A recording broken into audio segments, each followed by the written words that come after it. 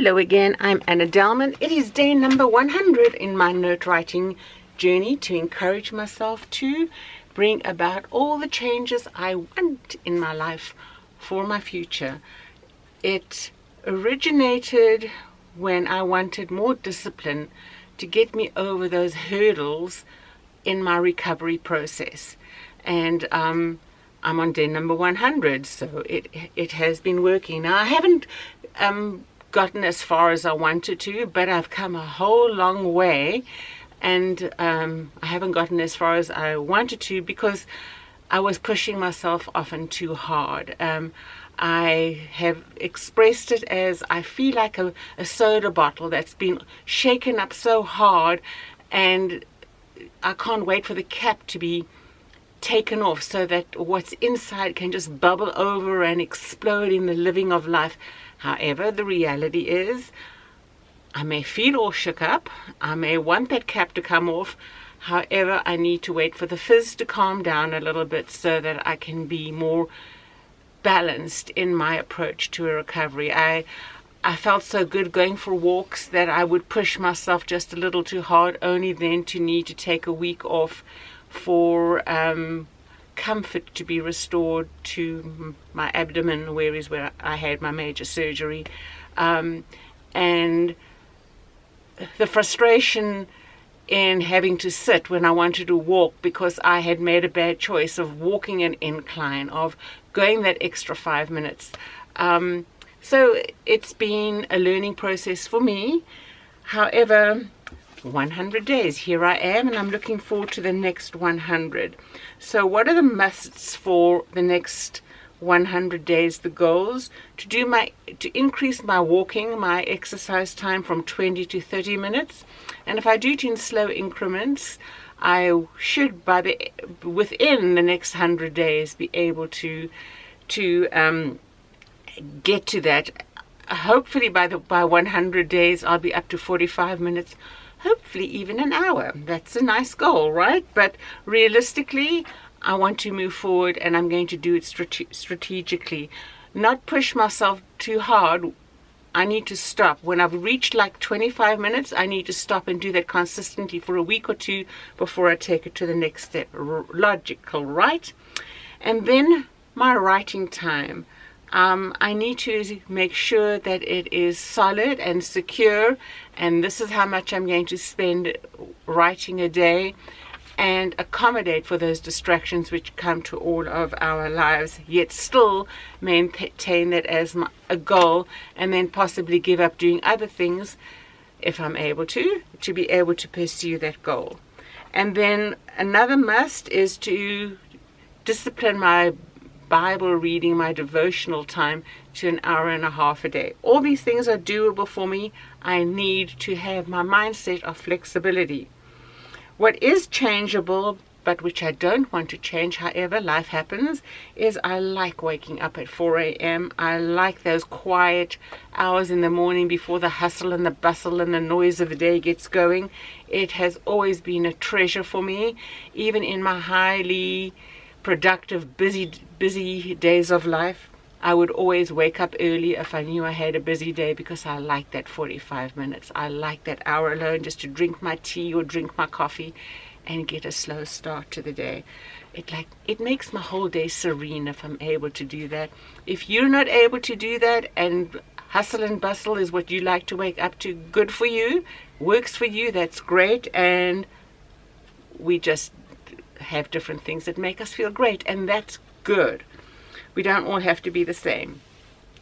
And then I need to continue planning for my hopes, planning for my wants, and planning for my needs to be realized. So how do I go about continuing this mindset, this goal for my life? Well, very simply, I started off on day one.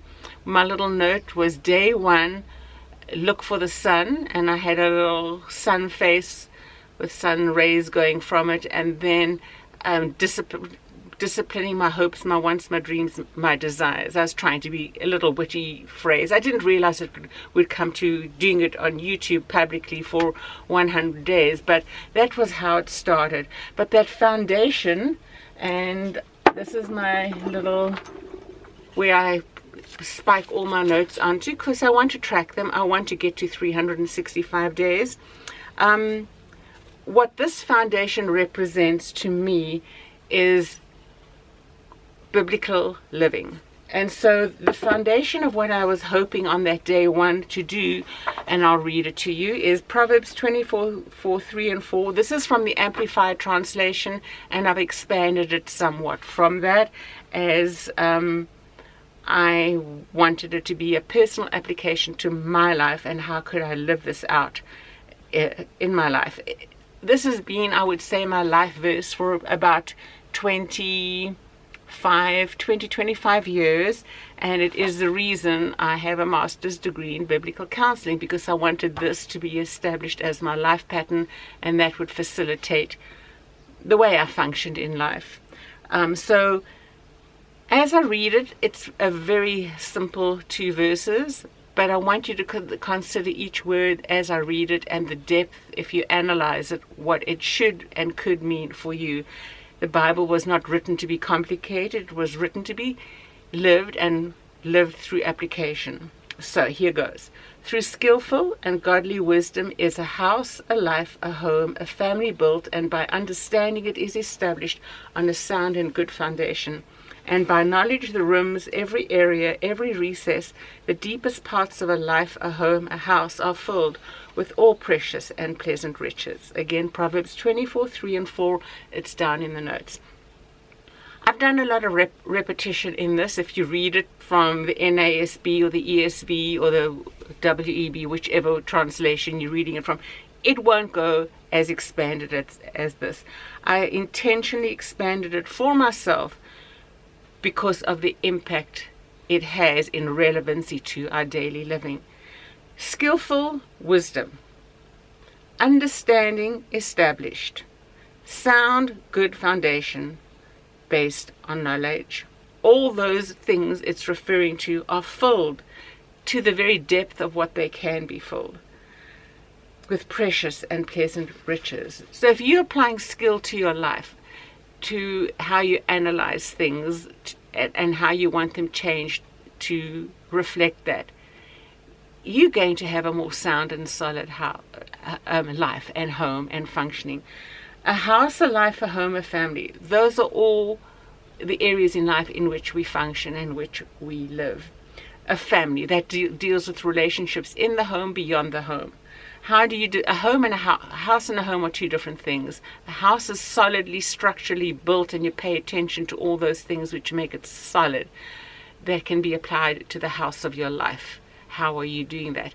Your life, how are you living it? How are you functioning in it? What is the skill and the wisdom you're applying to that? A home. Are you having a sweet... I wake up early because I want sweetness and sereneness to the start of my day, and hopefully that will move forward with me. How are you cultivating your home? The sounds in it, the aromas and the fragrances of it. Now, you don't need to go spray perfume around, but I'm just saying, what are those? Do you keep it clean? Do you keep it aired, etc., so it can be pleasing and pleasant for you first? And then from the overflow, a family, the skill and the wisdom for that. How do you do relationships? How do you, beyond your home, go out and venture and make changes?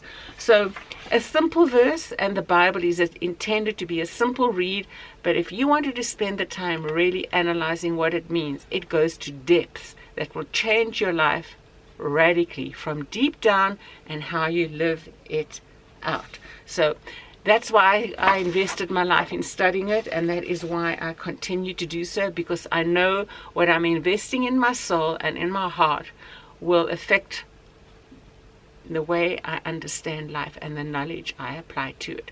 So today is day number 100, tomorrow obviously day 101, and I'm looking forward to that and moving ahead in my life strategy to move forward and accomplish those heart desires I have, which I believe are God-given, and He's blessed me with them, and I'm grateful for them. So until tomorrow, take care and God bless, and we will talk again.